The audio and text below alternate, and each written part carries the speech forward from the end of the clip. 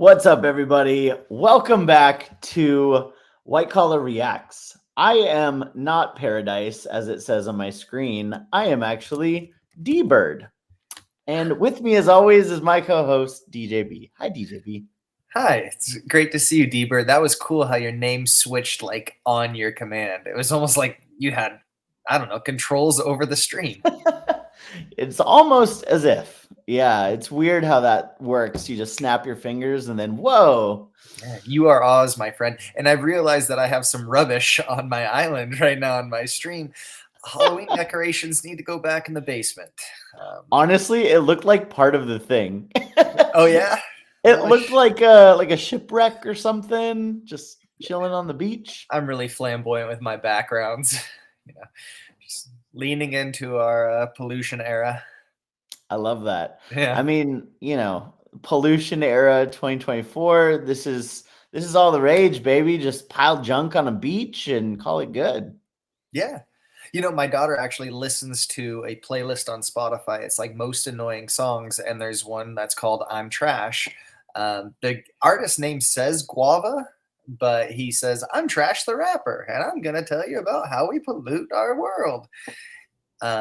One of the more tolerable songs next to Hug a Turtle. Is it like for kids?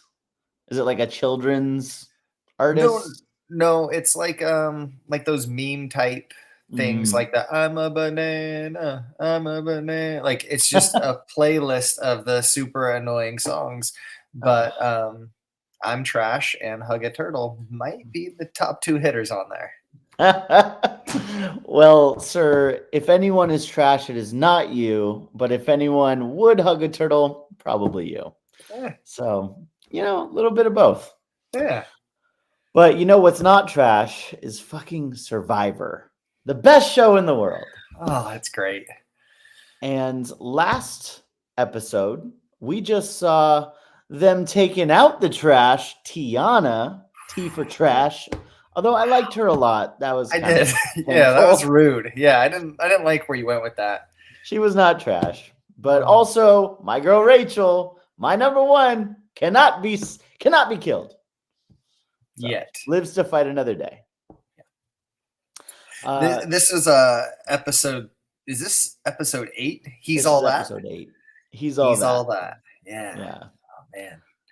Yeah. Rachel just got saved from a gift from Saul, where all of the old tribe was going to vote her out as the easy vote.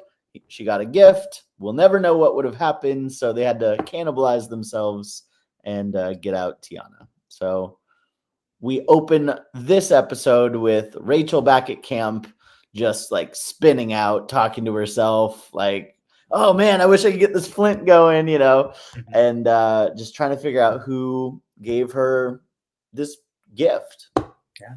It didn't take long because out of the night comes a big medicine salesman, Saul. She just looked so small in his arms when they embraced. He said, "It was me. It was me." And then immediately she's like, I knew it was you. And it's like, no, you didn't. But you're so good. You're so convincing. She's like, yeah, the second I got it, I was like, I bet this is from Saul. Yeah. What a move. I thought it was a good move on both their parts. And again, like we'll go back and talk about what we did last episode. Saul played that off with the greatest shocked face of all time. Yeah, 100%. And like that was, I'll give all props due to him as well, because he pulled off a really good move without telling a soul. And that was one of those things he told Rachel is like, do not, I saved you. You're welcome. But also this can never get out because I don't want the target to get back on me. So do me a favor. Shut up. Yeah. Yeah. Which finally somebody does a move, does a thing, uses an advantage and doesn't tell anyone. I mean, the first time this entire season, someone's like followed the manuscript, right? Yes. You make moves, you do it in a calculated way, you don't blab. Yeah. He didn't tell a soul. That's what I wanted you to say earlier, but still got it. I picked it up. All right. I'm not as clever as you. Punchline God, DJ. No, I'm a dad. That's all that is. Lots of practice embarrassing children.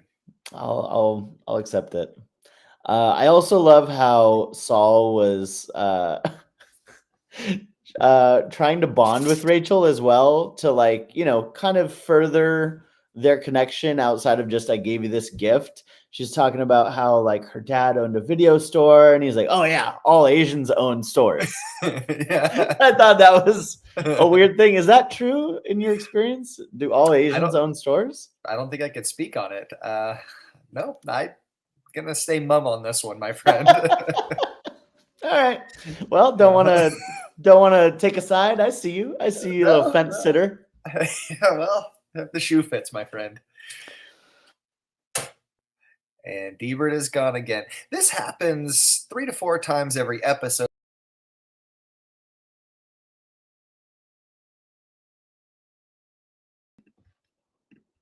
And internet services. Oh, and he's back. This is just gonna Okey-dokey. happen. I didn't.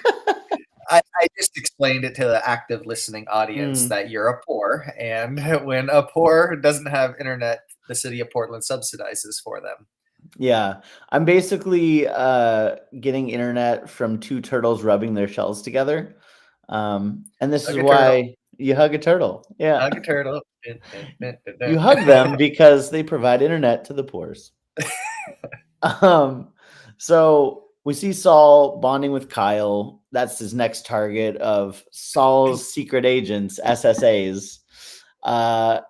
Saul says, "Oh, can you believe that no one on my tribe has seen Karate Kid?" As he like with one slice opens up a coconut. Kyle's just like super impressed and like, "Oh man, what a beautiful smile Saul has." Like, Yeah. we got a new bromance forming. I know, and he wasn't even looking for applause. He's the anti-Andy right now. Yes. He's cracking coconuts one swing, and then you have like Kyle who's just like doting on him right now. Yeah. And I have a feeling in the back of Andy's head, he's going full sociopath. Like, how can I get rid of this coconut carnivore? Why I oughta. Yeah. Yeah, just shivering with rage. Like, one swing? They can't do it. One swing? Did you see the looks they gave him? If I The had that adoration. coconut. He probably prepped that coconut. He probably cut it halfway before he swung. Oh yeah, he's just pissed off peeling one string at a time. Like, ooh, I'm gonna get to the bottom of this. Yeah. But Sierra interrupts the bromance, saying that she saw something on the walk. Everyone come. So, they all, as an entire tribe, go to see what was found on the island. Guess what? It's the Survivor auction. It's the staple of the show. I mean, do you know how many times they've done this? I feel like it's been at least a handful. I was gonna say probably every 3-4 seasons. I think they do it. Yeah, Like what, 2 seasons a year? So every other year, maybe. it's a pretty common, thing. I always look forward to, seeing these starving people trapped on an island get just a little taste from home, and then everyone looking over longingly at what everyone else has. Yeah, especially the plates that you can't share. Like those are my favorite because somebody's just totally pissed off and they want to like play it off cool. Like, I got money, I'll look for something else. I hope it's not a grub. And Yeah, then they're just like side-eyeing the steak. Yeah. So this year with the Survivor auction, they did it a little different. They basically put tubes all over, full of money. They said, everyone scramble and go pick them up. So, yeah. So basically what happens is, as DJB's dog knows, everyone starts immediately undressing, furiously scissoring, and before you know it, ones are raining down from the sky. Oh, hey, you're back. Yeah, my dog is spazzing and trying to wake up the entire family right now. What probably happened was she tried to rob the trash can or something and it fell and now she's scared. Backfired immediately, huh? Yeah, I don't know. Well, I totally was not saying crazy things in your absence that you would hate to look back on. Oh, okay. Totally was not doing that. Huh. Well, it's a good thing I don't watch our own episodes. Good thing I don't either. I live them, so why go back? I might though. I might like 1 year removed. Just to think of all the fun times we've had. Oh yeah. I find that we do our best work when we're reviewing each other's work years removed from the actual recording. Yes, as well as I. So I was just saying that you need a second? This is my nightmare. Yeah. Yeah. Sorry. It's every time that I try to advance the plot line that the dog really wants to be involved. It's like, no, I got some other ideas. So my dog is currently curled up at my feet, just like a patient little boy he is, looking up, Daddy, can I have food? I'm like, no, not until you collect all the tubes full of money. Then we'll see if you get a fisheye or not. Still don't actually have any fisheyes to give him, but I do think he'd probably be into it.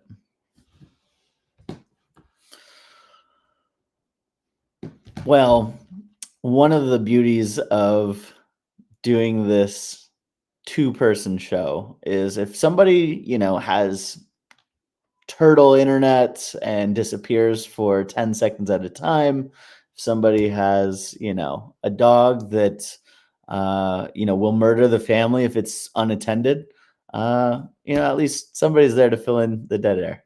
Oh, hi. Whew. All I could Did you go think, put it down? No, it's not an it, it's a her. She is beautiful. I think what we have here is it started raining, and it doesn't rain often in Northern California. And of course, that's going to throw her into a complete frenzy. Maybe there's a rumble of thunder. I don't know. But she's 10 months old and not sane. So, yeah. We'll see how many excuses you can come up with before the night is over. I love it. A new one every time. Well, what I was saying before I was so rudely interrupted was this time around, there's money in little bamboo shoots. The bamboo's hidden all across the forest. And basically, it's a free-for-all for collecting the bamboo. You can only do one at a time, but you put it in a little collection plate. And then, that's how much money you have to use on the Survivor auction. Yeah. One of the beauty parts of this, which actually, I don't know if I like it. Freaking Sam started out, announcing in his little, interview or whatever. Yeah, he does his little announcer voice, like, breaking news on Survivor 47.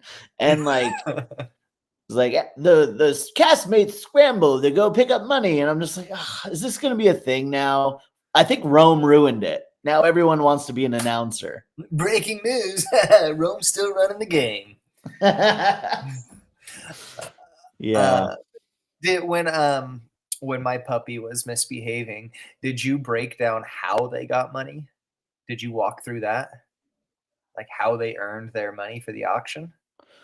That's what I was just saying is it's hidden in little bamboo shoots, and those bamboos are just placed all around the island. So everyone scrambles, and then basically you collect as much bamboo full of money as you can. You can only do one at a time, though. Certain people like Sierra are just beast moding, literally collecting bamboo everywhere. Idiot Andy is wandering around like a doofus with no sense of urgency, and literally had some of the worst quotes from this scene that I've ever heard. Yeah, he's like, I know my eyes are good. And he's like just walking along, and Sierra's stopping and talking to him and literally like reaching behind him and grabbing something in plain sight. Oh my God. Dude, there was so many times where it was just right there. Like he passed handfuls, or is just like kind of looking up at the sky like nothing. And people are just snagging him everywhere. I mean, is this part of his weird, like, I don't know, AI build that like he's like, I need empathy. How do I? and like he intentionally didn't find anything to be like, I don't, an outlier for attention. I don't know. I kind of feel like that is the case. It almost feels like he, instead of trying and failing, he kind of wants to fail almost so people will feel bad for him and he can have that like victim mentality. That's what it feels like to me, is like he's just a fucking loser who like wants other people to feel bad for him, but at the same time behind their backs he's like, wait, all these people I made think I'm a loser, and now I have to turn on them, you know? Right. And like he's got this weird like shift over the last like couple episodes where like he thinks now he's the brains and the mastermind. It's like, I've Yes. been at the bottom for so long. I'm going to come back. And in this episode, they have like a montage of him like taking off his glasses and unleashing his hair. It's Yes. like, I'm like, Yes. "Oh, he's still a dweeb. He's not cool." And Still a like dream. the dude couldn't find things that were just clear as day, like not even hidden, just like on the No. end of a tree branch or on the top of a rock. And everybody else found handfuls. He Yeah. found zero. And so as everybody's going around and they're just finding things left party for one, and he's like commiserating with Sierra, who's like kind of half hearing him and also like looking at the things that are in plain sight, just grabbing them as they're talking. Yeah. So Yeah. Andy with his, I'm so bad at this. I'm having a really bad time. I just need one. These are direct quotes. And I just need to make sure I don't get zero. And Sam, as he's announcing, he's like, we're about halfway through. Sierra's, surprisingly in the lead. Andy coming in dead last as usual. That was what he said, which I thought was so funny. it is. But like it's just this fool's luck that Andy has, because part of the game is the person with the most money remaining also loses their vote. So just by True. some serendipitous stroke of luck, Andy is never going to lose a vote, even though he didn't have anything to bid. Right. He was So the when- worst, and by being the worst, he defaulted into safety. And that's kind of a great metaphor for his entire game so far. So, yeah, when all is said and done, all the things have been collected, it's time to start the auction. Andy has zero, cannot lose his vote, but whoever winds up having money left, the most amount of money left, when there's no items left to bid on, they lose their vote at tribal. Sierra ended up with $1,060, which was about $400 or $500 more than most people. So she was hustling her little butt off, and it was basically a beautiful thing. So, Bird, now, Yeah. if you're Sierra, what's Yes. your strategy when it starts, knowing that you have far and away more money than everybody? Because I have something that I know I would share right away, but I want to hear your thoughts. Like, first item, I forgot what it was. Do you remember what the first item was that they pulled? I do. So I did it in order. The first item was just $60. First person to call it out gets it. It was chips and soda, and Saul was like, yep. Chips and soda. Chips and soda. So if I'm Sierra, I know what I'm doing, but what would you do if you were Sierra? So basically the game is you can't have money left over. She has so much money. She does not want to lose her vote on this. I think what I would do is see what the second amount is. Like, who's second in line? I think maybe Teeny or somebody else had like 640 or something. Let's just imagine it was a cool 700, right? She has 1,000. You can spend 360 and like try to get something in the meantime, but I would toss that out pretty, willy-nilly, just like, oh yeah, 360, 360. But I would save all of the money, making sure I still had more than everyone else for the item I wanted the most. And I would definitely go all in on probably a burger or something. Right. I think that's where I'm at too. I want to be the second highest though, because I think somebody else is always going to be more greedy than me. And for me, knowing that it's a week by week game, like I want to just stay alive. I want to give myself every advantage possible. So my goal would always to have at least one person with more money than me and then go all in on the item I want. But first I try to incrementally take myself down so at least one was higher. Well, the only problem with that, which is, we'll kind of get into it, is that if they have more money than you, they have more buying power than you. So Mhm. if they, end up buying something and it was the last item because you don't know when it's going to end, then you're kind of stuck with the hot potato. That is true, but there would only be one person that would be higher than you, right? And I think the odds are there's probably going to be at least 3 or 4 delicious items that come up, right? So if it's something you really want, you go all in, they go all in. It's like, okay, well then the next one, I'm going all in because no one else would be able to go all in more than me. Yeah. So uh, I that's just was, where I'm yeah, no, I feel that. And I'd be really curious to ask you some more questions about your experience on the auction. I wanted to get through just a couple more of these key highlights and then kind of circle back on some of the questions I had for you. So first one, chips. Saul gets it. Crunches next to everyone. Everyone's tortured. Like, why you got to do that? Mac and cheese was the next item. Teeny spends all of her money on it. Yep. That She likes one, mac and cheese. that one might have tempted me too, but like ultimately, rationally thinking, I'm like, all right, I need some protein. Got to get the strength.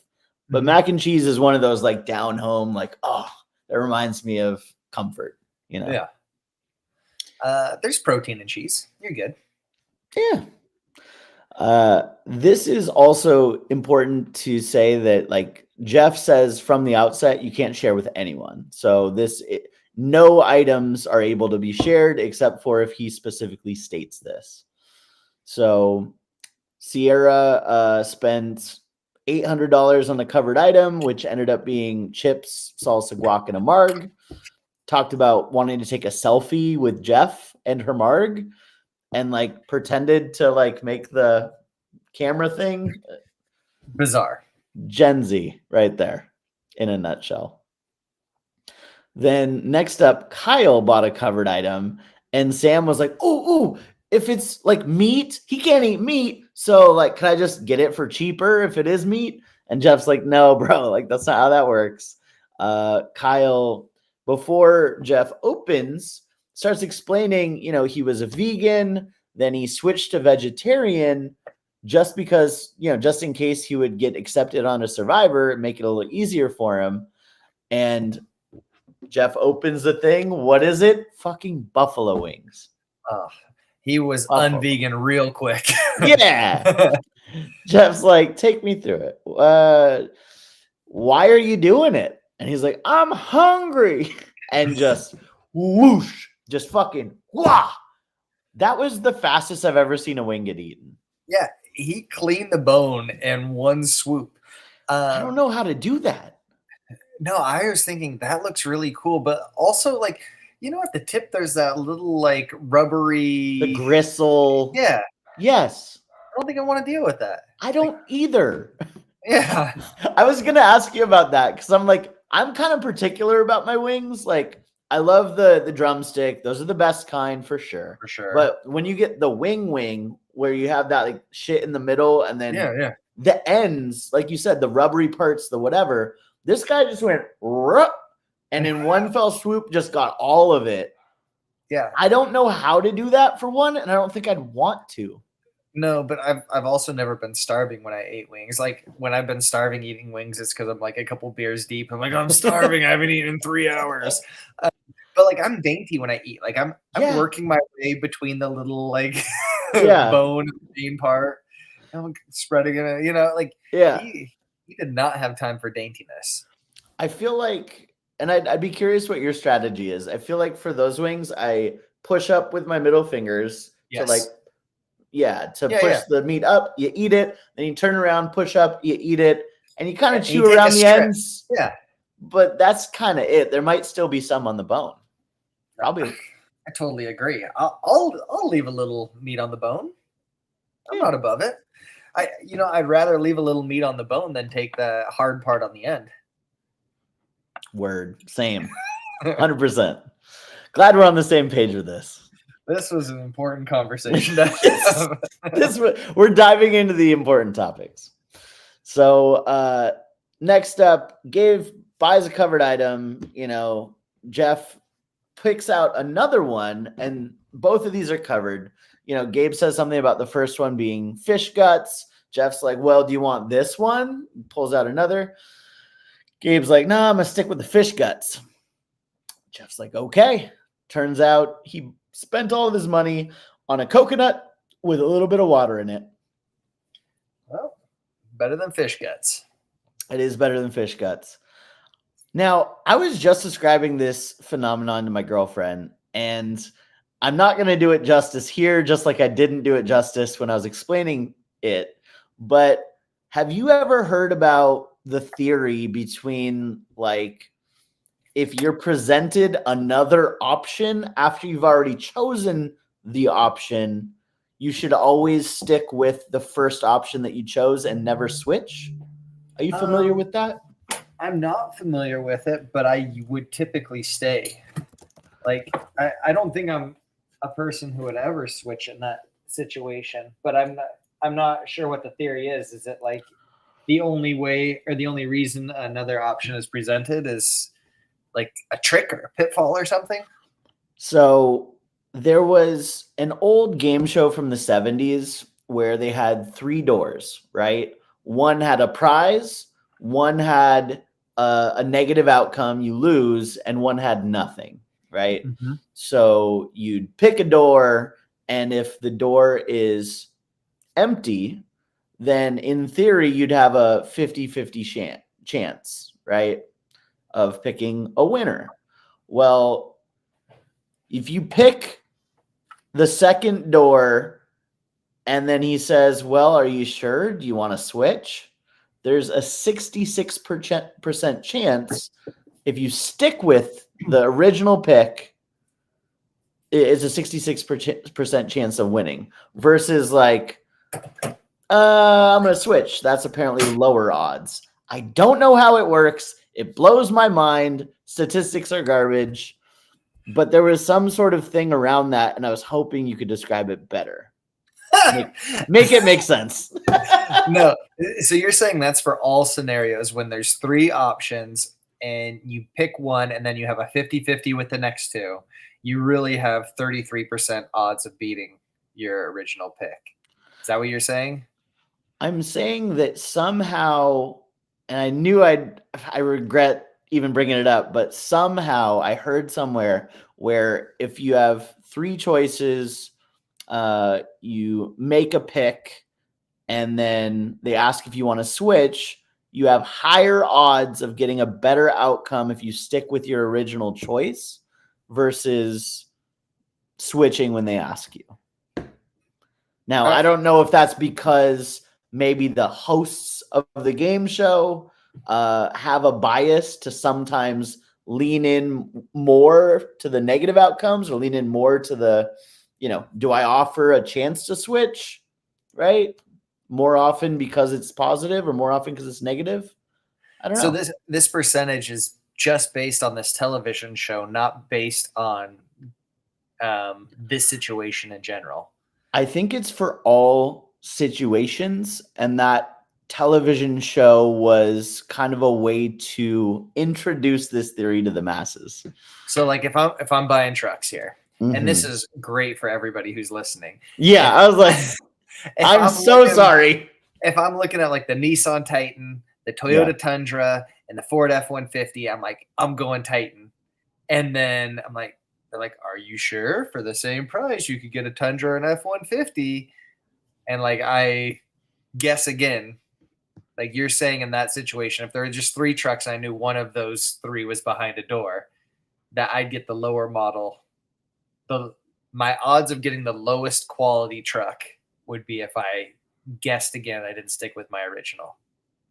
Yes. Okay. I'm glad that this is going to live on forever because some nerd's going to be doing like a stats dissertation and like, Well, I was watching a Survivor podcast by some white wipers, and these White guys made what? white wipers. Rappers, not rapers. No, I didn't say that. I said Uh, wipers. Okay, no wipers either. Yeah, I don't know what that means, but we're gonna get proven wrong, or somebody's gonna say something. Yeah, I only like 60% even believe what I just said. So take that, nerds. All right. So Gabe got a coconut. Saul bought an apple pie. It had $60 in it, which I was kind of like, gross. You have money attached, like touching this pastry. And it also was a Survivor, rebate program, as Jeff put it, where like, oh shit, I thought I'd be covered, but I still have money that could then lose me a vote, right? But Rachel then bought a mystery item and was like, called it. She like Great Bambinoed is like, I think it's a burger. Just for whatever reason, I'm gonna hit it out in the outfield. I think it's a burger. And guess what it was? Burger, fries, giant beer, a beer bigger than her entire torso. And as she's sitting there, she sees in the fries a little note. Yeah. It's like, just zoop. Right as Genevieve gets more cupcakes than I've ever seen a single plate contain. Everyone's like, oh my God. She takes that little note, throws it in her bra. Sneaky, sneaky. That kind of irked me because while she got like the best thing, I mean, that would have been my choice. The burger, Yes. fries, and the beer. Yes. All day. Done. I would have blown my entire wad on that one. Like, then you also get an advantage. Like, double. Why whammy. couldn't they have put that with like the cow eye or like the gross things that are going to come inevitably? Like, yeah, get to the center of this muscle eye, and you like eat the fish eye. You're like, oh shit, there's a note in here. yeah, exactly. Yeah. I mean, it's one of those things where like, yes, but it was covered. So it's not like she knew it was burger or didn't know like, oh, this is gonna have an advantage. It was just double lucky. And that's because she's number one. Number one stunner. The next item was a Survivor breakfast, which looked great. It had like bacon, eggs, pancakes, everything you could imagine. But there was a trick for this one. They said anybody with $200 can basically bid on it. Sue, Caroline, Sam, and Sierra all say, yup. Yeah. The catch was, though, they had to compete. Jeff brought out a bowl of 2 grubs that they would have to then eat in order to get this delicious breakfast. Sierra noped right out of there. Mm-hmm. Sue tried to chew them, just her plastic lips weren't working, and she just kind of drooled all over the place with the guts. Carolyn tried, but Sam like didn't even give her a chance. Just gulp, gulp, gone. And so he got the giant breakfast after eating 2 grubs. Yeah.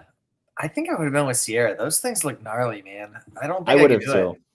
Yeah. I was just gonna ask. I don't think I couldn't do it. I wouldn't eat like a fish eye or a grub or balut eggs at all. I don't care how starving I am.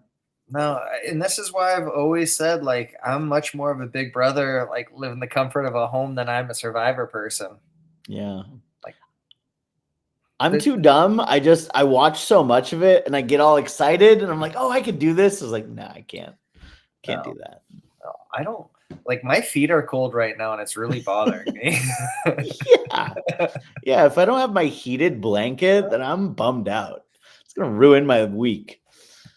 So, yeah. Caroline did end up getting a fisheye. So we got a close eye of her just like little strings of eye coming out of her mouth. You know what? She's a gamer, though. She went for it. She's like, no, I'm going to do it. I was like, Caroline, you have nothing to prove here. But guess what? She still did it. And it is she's funny. my number one. It is kind of funny, too, because, part of this is probably like, oh, in the back of her mind, it's like, oh, it's good footage. Like, it's me eating an eye.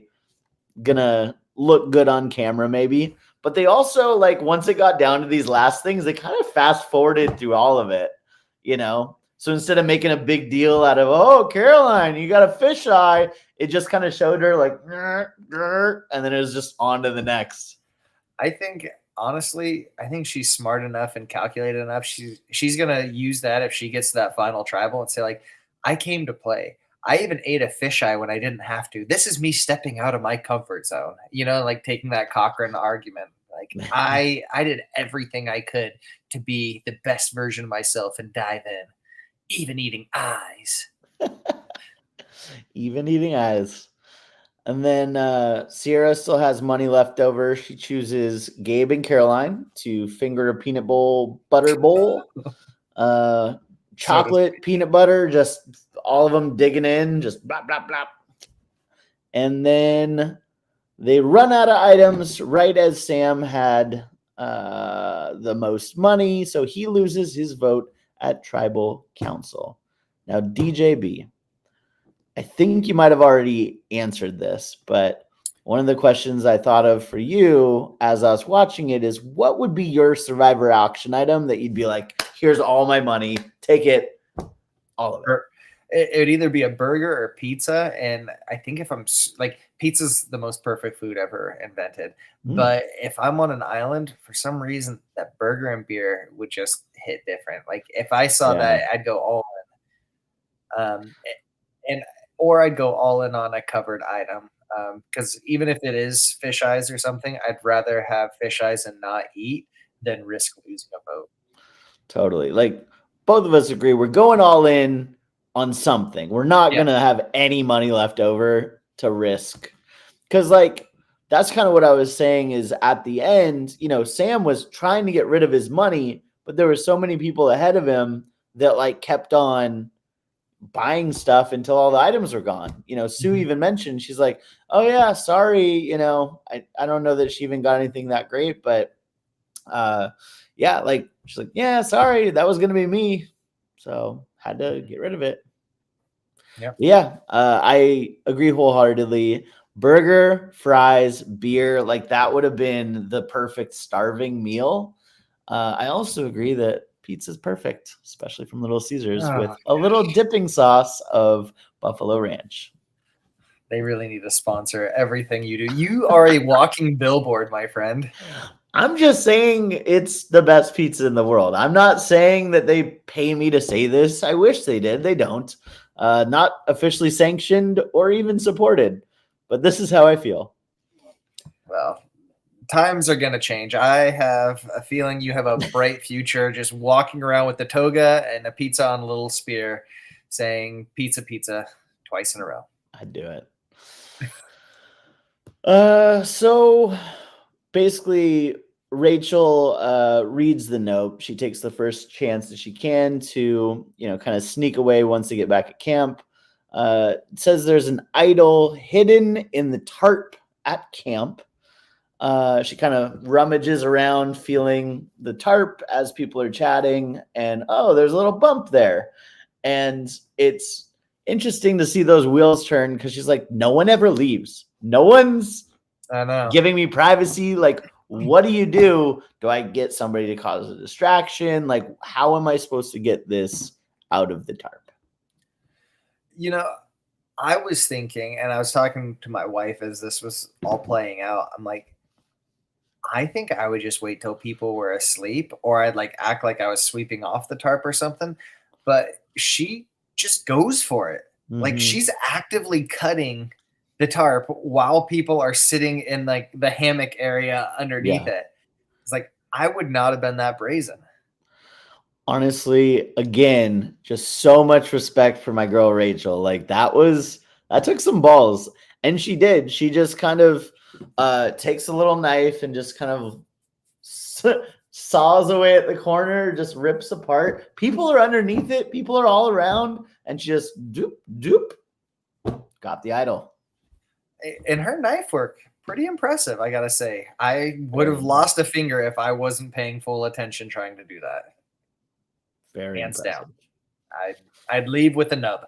Oh my god! Yeah, you're trying to be sneaky, like blah, like finger goes flying.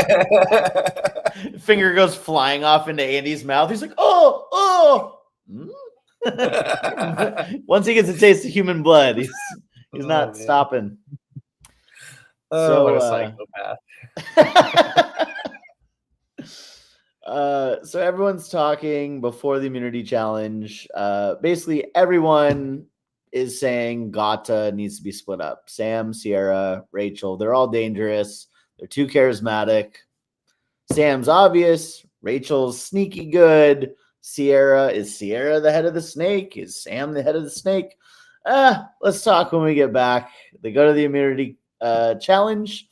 And this is another Survivor Classic. This is where there's a bucket held up by a rope on a beam. The competitors have to hold on, grip this, handheld device connected to the bucket, which is holding 25% of their pre-island weight, and basically just make sure that it doesn't slip out of their grip and then crash onto the ground. And right away, like, I hear 25% of your pre-Survivor weight. I'm like, well, Saul's out. Like, he's a big dude. Like, yeah, no matter how much you lift, like, the percentage of body weight for him is so drastically different than like a Genevieve or one of these petite girls, or a Kyle who's like super slender to begin with. Like, it's an automatic disadvantage, even though he's probably, like, from a pure strength standpoint, the strongest person out there. Yeah, like, that looks painful as hell. And you take that, I mean, let's just call it 200 pounds, right? Let's just imagine 200 could, easy numbers. You're sitting at 50 pounds. You're holding 50 pounds by your knuckles, essentially. Yeah, and that's hard. So, like, have you ever like had a dumbbell hanging from a rope and you like twist it up like that for forearm workout and twist it back? So I've done that and it kills my forearms, and I'm doing like 5-10 pounds like hanging from a rope, and it is like, it's terrible. Like, I could not imagine sustaining in like a static position 50 pounds. Ugh, that'd be pretty bad. And you're right. I think this is kind of geared towards like the Kyles who don't weigh a ton, but like are lanky and strong. Like he's got that like blue collar builds where he's got those like stretchy muscles, weighing like 125, but like can bench press, double his body weight. And same thing with Sue. I mean, she's like got those guns, right? But probably doesn't weigh a ton. Right. Exactly. Yeah. I feel like a lot of these competitions, you're benefited from being like the smaller, more athletic, agile person. Like the huge dudes don't ever do as well as like the tall, lankier, or like thin, like yoga style girls. Yeah. It seems like it only comes in handy when there's like giant sawhorses to like push across the sand beach or stuff like that, It's wheelbarrows. Like, yeah. Ugh. Which again, just put me up in a air conditioned office, Big Brother style. Yeah. What the hell? All right. So this time both a male and a female win immunity. Sue wins for the girls. Andy looks like he's actually almost going to be good at a challenge, but his shit drops. Kyle wins immunity again. I put a note in my notes saying Sue's cry face is monstrous. She starts describing, like, all these people are beasts and all my family back home are so proud of me, and starts crying, but like, like can't move her face to show emotions. Well, when you're 32 and you are a physical specimen like her, every episode we talk, I'm going to reduce her age a little bit more just because it's so erratic and irrational that she would not claim to be 58. I think she can lie. Why can't we? Yeah, exactly. So 19-year-old Sue, she actually had a great performance. Again, I'll speak to the vascularity in her forearms. Very impressive. Love that vascularity. Them veins be popping. But Kyle wins his third in a row. And that's pretty unprecedented, I think, from the start of the merge to win 3 straight. I don't know if anybody else has ever done it. I was pretty impressed. And first thing he says when he gets back is like, yeah, it's probably putting a target on me, huh? And everyone's like, yeah, probably. When you never lose. Yeah.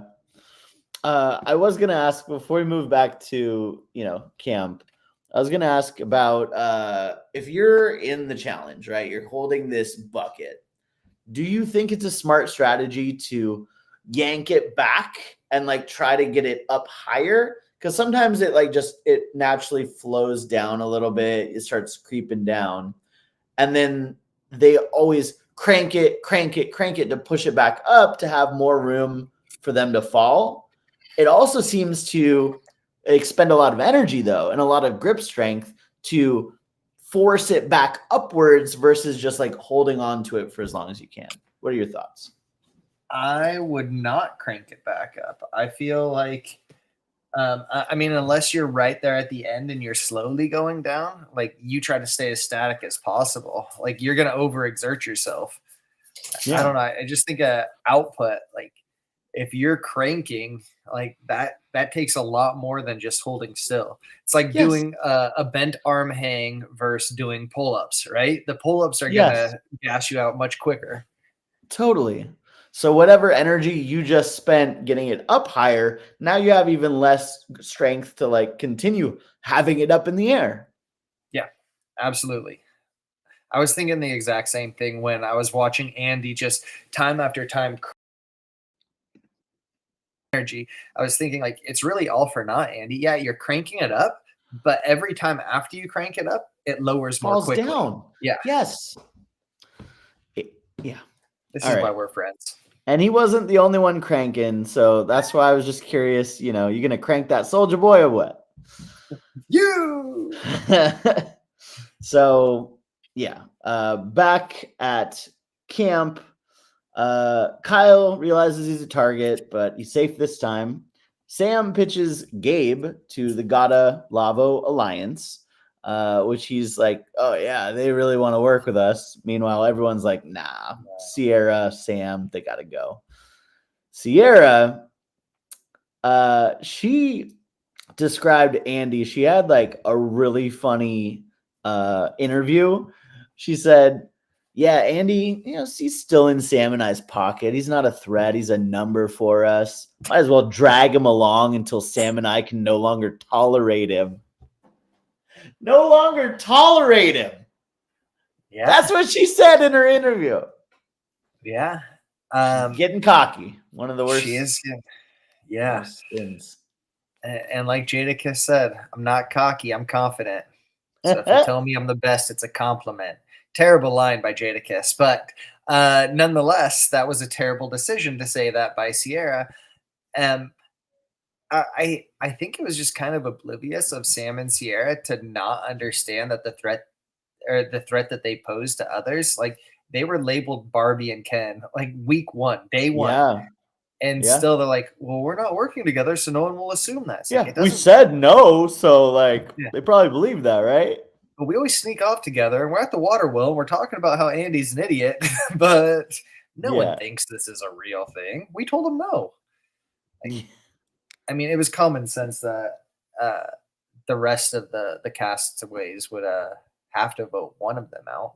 It's in their best interest to do so. I would have went Sam. I don't know why they ultimately decided the way they do, but I mean, who knows? Like, I remember Gabe saying he felt like Sierra was the head of the snake, and it does feel like Gabe has a lot of power in this game. He has a lot of ears. Caroline, Sue, maybe even Genevieve.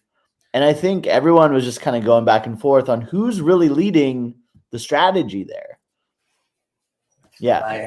My dog broke into my son's room because she knows how to open doors, and she's tearing apart his stuffy. Oh my God. All right. Cool.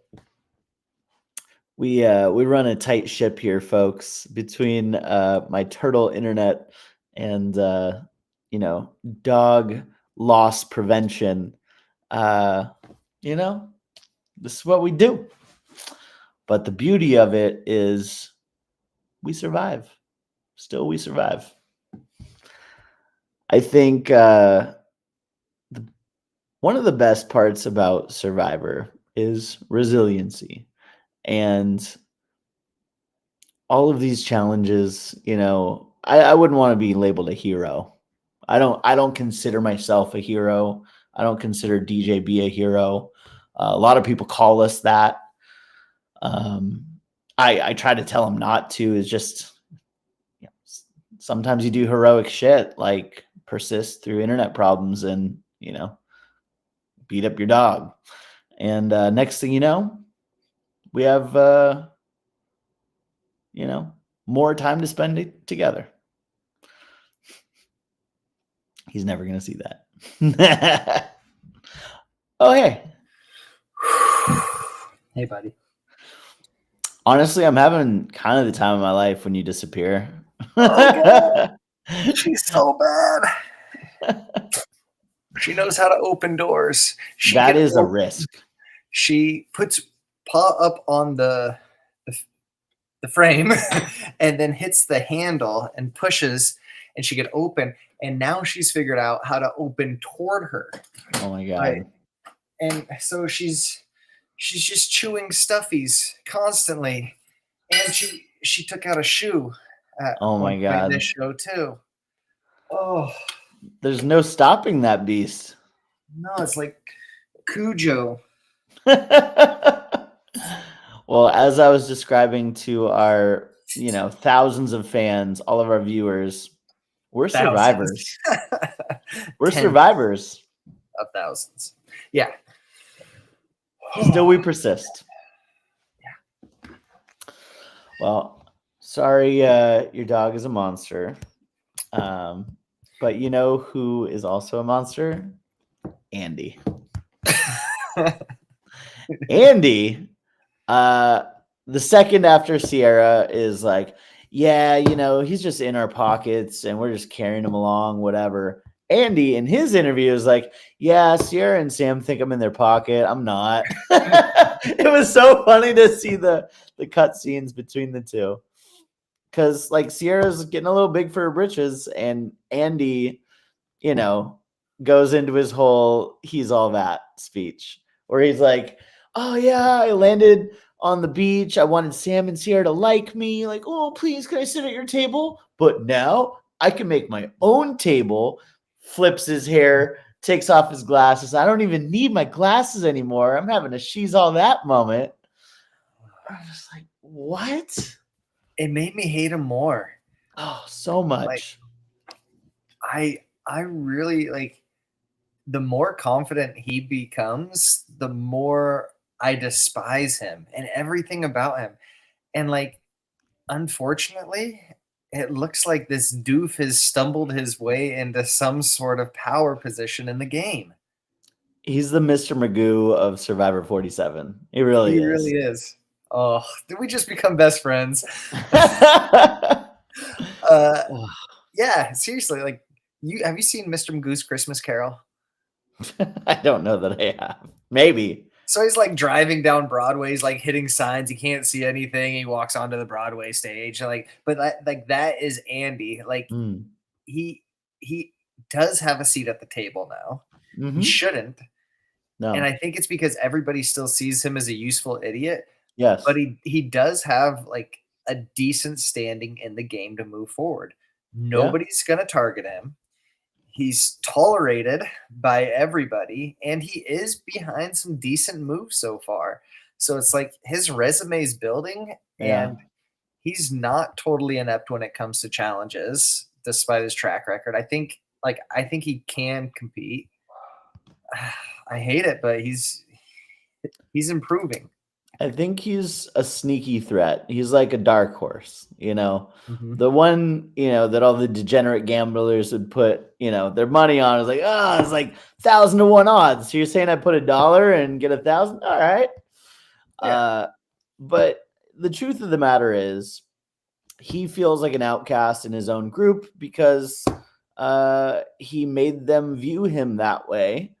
And other people are jumping at the opportunity to use him as well, right? Like Gabe heard that, I was like, yeah, I mean, if Andy wants to turn on Gata, yeah, as many as you want, Andy. We'll get as many of your own team out as you'd like. Let's do this. Yeah. So Teeny and Genevieve and Saul, they're all talking. Genevieve and Saul are like, probably should get Sierra, right? And then Teeny's like, but I like Sierra. Like, Sam, I don't want to be too pushy. It's just like, I, don't want to push it. But then later on, it shows Teeny talking to Saul. It's like, Sam. And then Sam's in the background, like lounging on a hammock, like, hey! Like, literally, like you see them talking, saying Sam, and he's like, hey guys. Thought that was funny. But yeah, I mean, everyone knows have to split them up. So go to tribal. The only question really is it Sierra or Sam? And the only real interesting parts of the tribal was Rachel gets a weird feeling, starts looking around. She's like, I don't think I know what's going on. I thought I did, but people are acting weird. I'm going to play my shot in the dark. Yeah. Meanwhile, she has an idol. Mm-hmm. So she could have played an idol, decided not to. She said, I'm going to play my shot in the dark. And so she doesn't get a vote at this tribal. She's not safe. So it was like, 1 in 6 chance to be safe. She is not this tribal. And they start reading off the votes. Sierra is the target. So Sam got 1 vote. Everyone else piled on Sierra. Teeny, 3 names in, turns to Sierra and says, I'm sorry. Because she just loves apologizing for existing. And for looking like a scarecrow. And so Sierra gets kicked out. She says, if I'm the biggest threat out here, guess I'm pretty honored. Good job, guys. And with that and a hug with Jeff Probst, she gone. She gone. You know what's interesting though? Oh my God, my dog is destroying my vocal booth. Oh no. Deep breaths. What's interesting, Genevieve. We have not talked about her enough. She is always in the conversation though. For the last 3 weeks, she has been in there influencing, just like not overwhelmingly like pushing a narrative, but she's doing just enough to plant the seeds, watering every once in a while, and like getting people riled up. And she does have, like, if anybody has Andy, I really think it's Genevieve right now. She's playing a sneaky game. Yeah, and there was a time where Carolyn even noticed it. She's like, oh, look at Genevieve making these sneaky plays and wanting to get people from Gata out. That's what I wanted to do. Yeah, you go. And, Caroline in her interviews are so positive and it's like, yeah, you go, girl. But, she's like, damn, that girl's a threat, Yeah, how could you not view her as a threat? And for some reason, she's seemingly under the radar for everybody else. And obviously we get to see more than the other players, so maybe she is really discreet with her conversations. But for the last 3 tribals, she has had a hand in the pot ever since the merge. So here's a question. So up to this point, right? I feel like Rachel's played a pretty good game. I think she's, been in power position. She's made some really cool moves.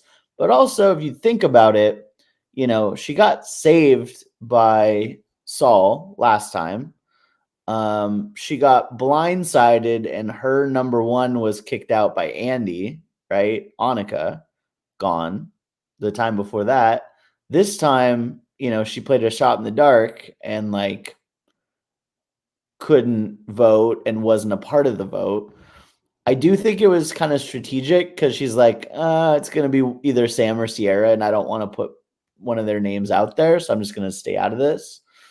At the same time, then you have Genevieve, who has been a part of all the votes, has been on the right side. What do you put more stock in? Is it the player who kind of dinked and dunked and had all these random things happen where they were on the chopping block, but they survived? You put more stock in that? Or do you put stock in, oh, I was always on the right side of the vote. Maybe I didn't drive it every time, but I always knew what was happening. Who wins in that scenario? I would say the latter, but spin is a beautiful thing, right? You could spin that narrative however you need to.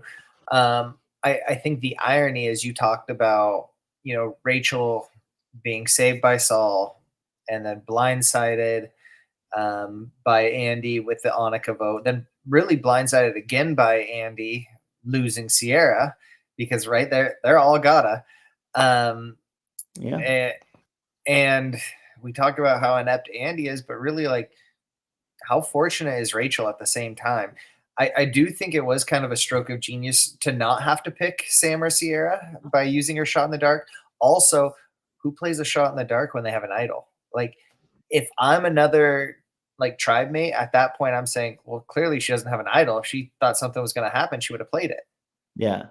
I think that was just so brilliant. And that's again, like we see that they don't. And that'll come out later if she does make it to like a final tribal council, right?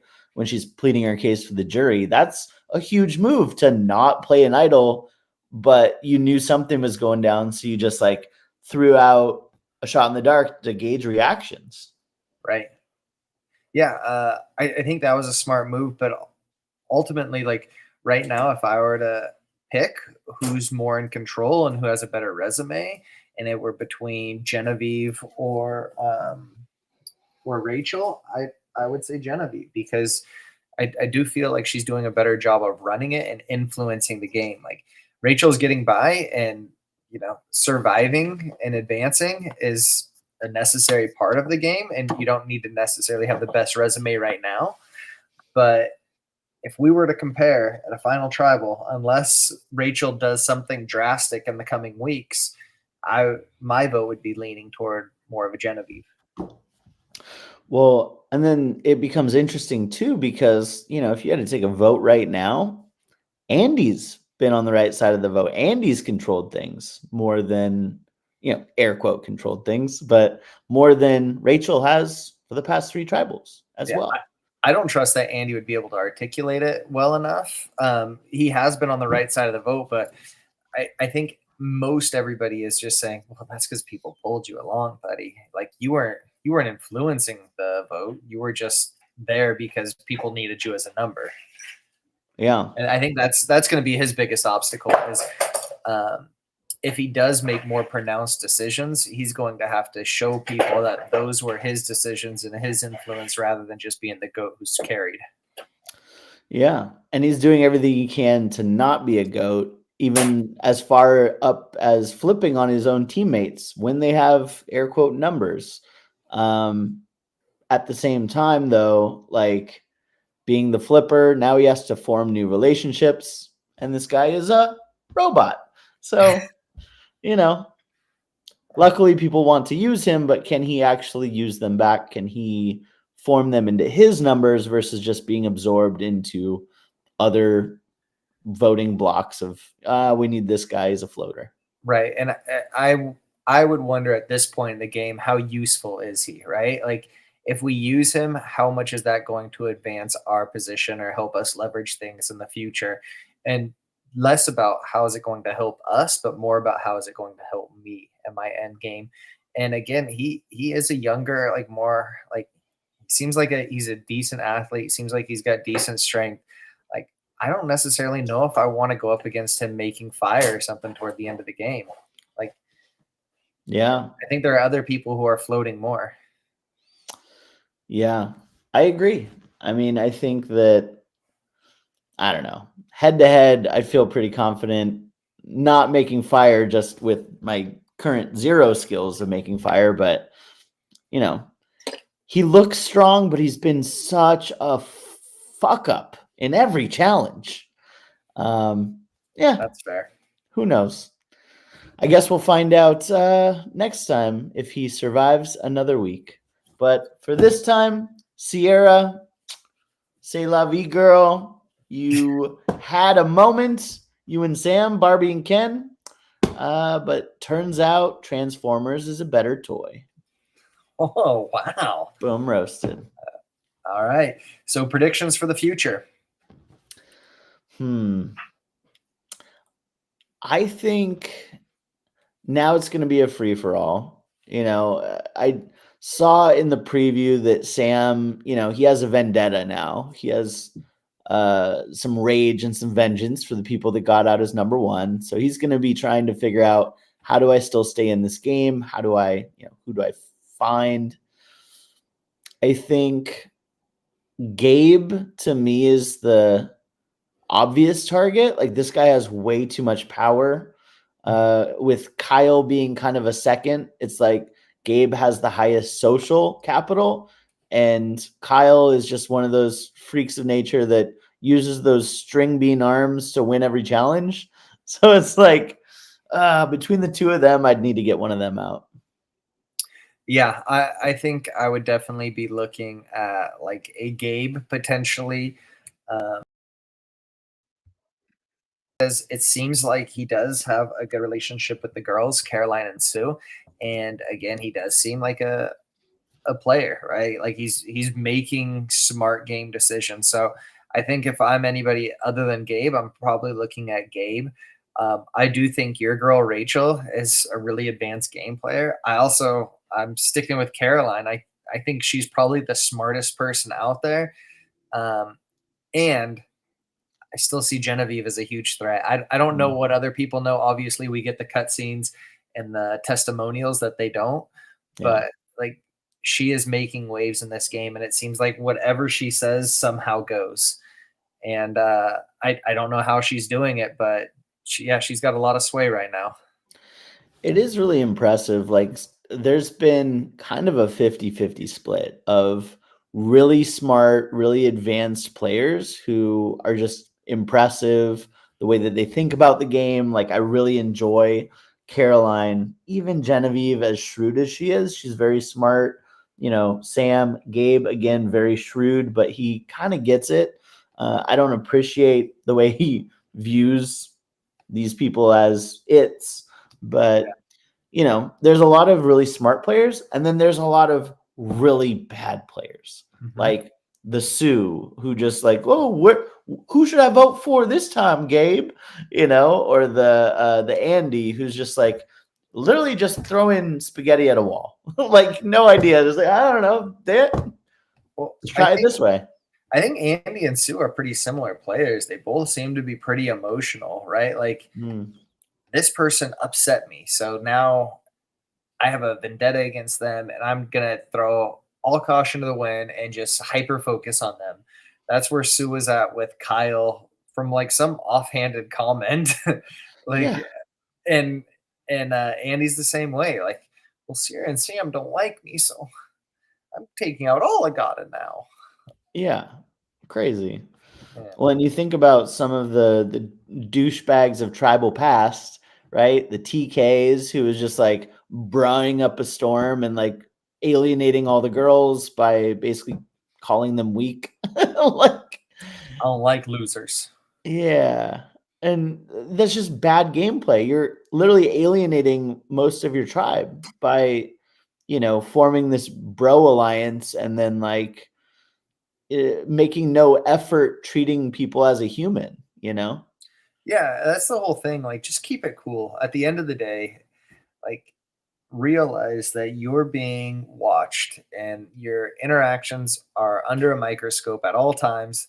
Everybody's hyper focusing on every single word. Like, the worst thing you could possibly do is have an overreaction or let something sit with you and then react in a way that's outside of logical. And time again, I don't know if it's the elements, if it's the stress, if it's the paranoia, but we see people make these huge moves based on emotions that always bite them in the back. Yeah. I think Rome, another great example, right? Where he was just so emotional. So like, this is my core 2, my core 3 everyone else is an enemy. And he would follow Saul around the jungle, being like, nah, you can't look for anything, bruh. I'm right here, bruh. And it was like, Looks pretty bad if you do. I mean, everybody else can, but if you do, looks pretty bad. it's just so obvious and bad. I don't know. So it has been a really interesting season. And you're right, we do have the benefits of the confessionals, which some of the brilliant moments in the past were like, who was it? Russell, who was like the big villain, who was like nice to everyone's face, is like, yeah, fuck all these people. I hate them. They're just pieces of shit. I'm just like in their socks or whatever he was doing. yeah, like peed in their water bottle. Like, allegedly, I don't think he did that, but I love that we get to see all of it, and you put yourself in the shoes of somebody who's starving, just can only take things at face value that's told to them. That'd be a stressful time heading into a tribal and kind of having your world rocked of like, oh, these people told me one thing, did another. Yep, for sure. Well, Caroline's still going to win. I think Rachel's probably going to be a top 3. I think if Rachel's top 3, she's winning. I also think that they're not going to let her get to top 3, but there are higher people on the totem pole to chop. I agree. I think both our picks are in a really good spot right now. Yeah. Well, I guess we'll find out next week what the standing is for our picks. Any other final thoughts on this episode, DJB? No, I think it's really interesting. You're clearly seeing a divide between Gata, Lavo, and Tuku. I think gameplay is beginning to be more individualized and less based on like tribal origins. So, well, let's see how Rachel wins this together next week. Tune in next time as we explore episode 9. Thanks everyone for watching along with us, and we'll talk to you soon.